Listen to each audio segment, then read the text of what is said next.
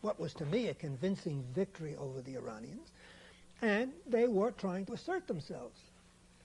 At that point, I think the opportunity was there for the United States to engage the Iraqis in some sort of colloquium to try to work out, as I say, a modus vivendi where we could live with them. It never happened. Never happened. Why? There was powerful interest in the United States that opposed this. Obviously, there's the American Jewish community, which does not want to see any strong alliance between the United States and any Arab power. But beyond that, I suspect there were also the oil interests, who never forgave Iraq for nationalizing the oil. Up until 1972, it was Exxon, Mobil, Shell, and BP had the Iraq Petroleum Oil Company concession, and they controlled the oil of Iraq. After 72 and the nationalization, that was gone. They lost it. So it always was in my mind that the oil companies wanted to get back in. So that was a block of, in the United States, it was anti-Iraq. And then it's surprising to me, among the liberal American community, there was a lot of sentiment for Khomeini, a lot of sentiment for Iran. Very pro-Iran, very anti-Iraq. As a consequence, you had the American Jewish community, you had the oil companies, and you had the pro-Iranian faction. All three were very much upset when Iraq won the war. And all three were interested in driving a wedge between the United States and Iraq. During the Iran-Iraq war, the U.S. became an ally of Saddam Hussein against Iran. But then it was found later, behind the back of Saddam Hussein, the Reagan administration was helping Israel to give weapons to Iran. What was that so-called Iran-Contra scandal? As I try to analyze that situation,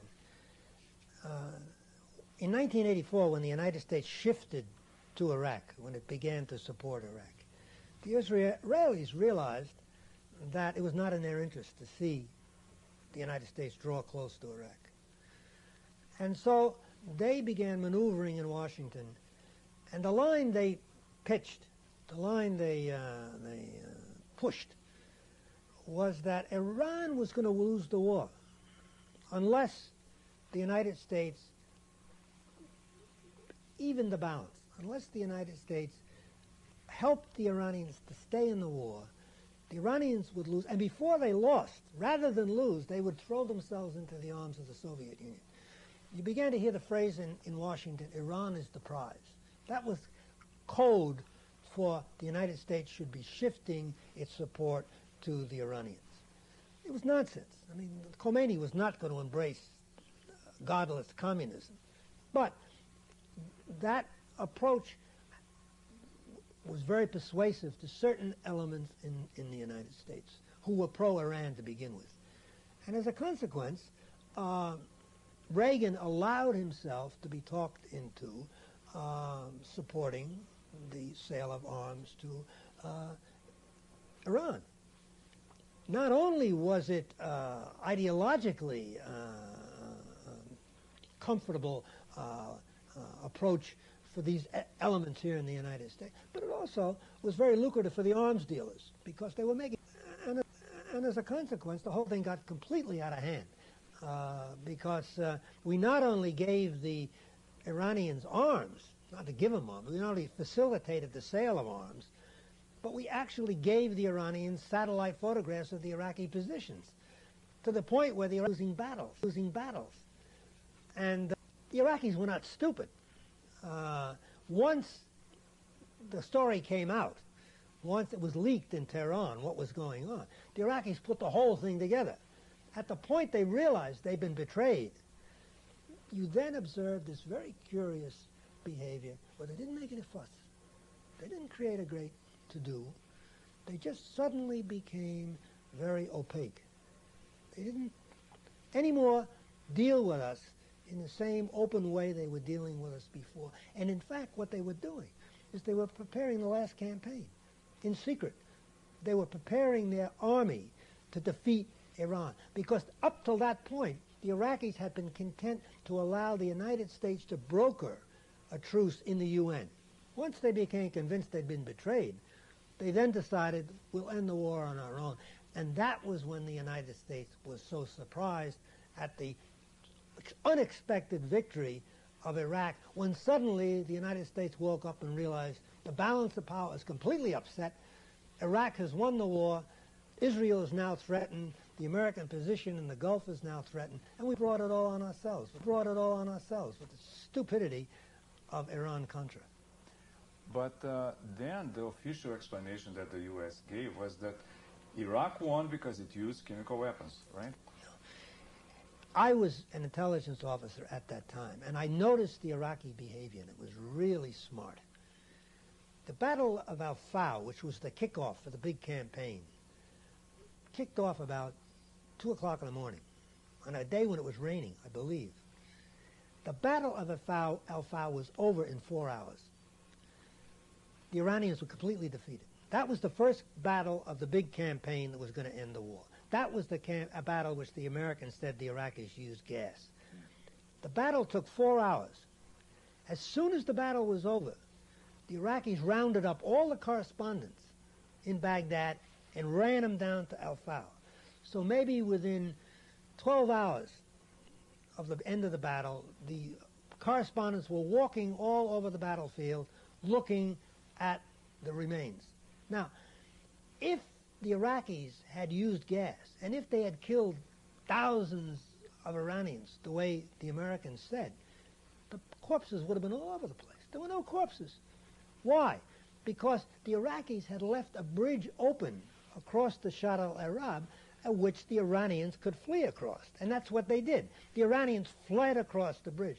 So as a consequence, you could take reporters all over and show them the battlefield and show them there's no trace of gas here.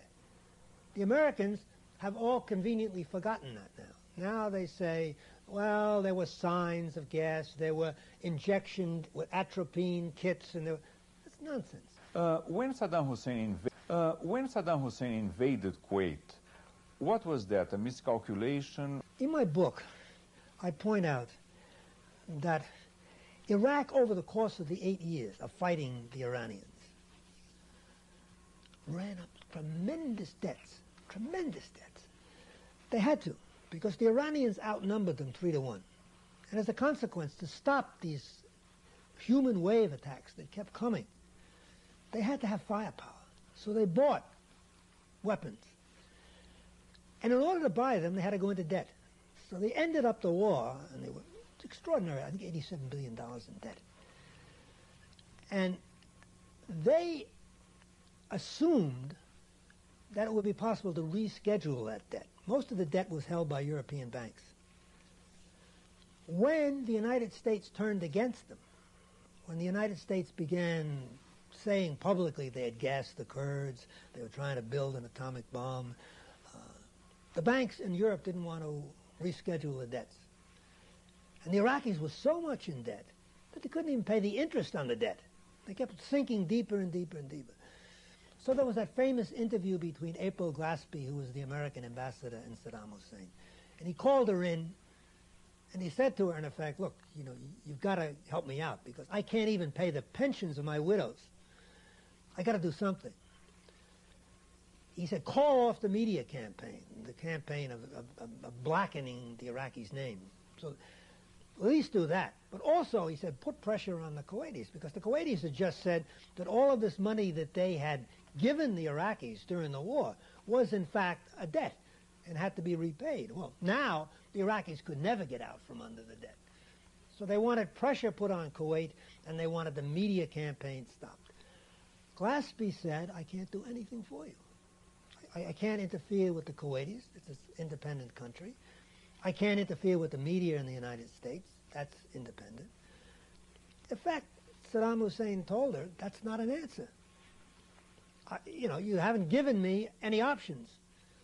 And if you read the interview between Saddam Hussein and Glaspie very closely, what he's saying to her at the end is, all right, I'll do what I have to do. But some people read into the interview also that she gave him a green light. You have to be aware of the circumstances under which the interview was conducted. Saddam Hussein had never granted an interview to a foreign ambassador in Baghdad.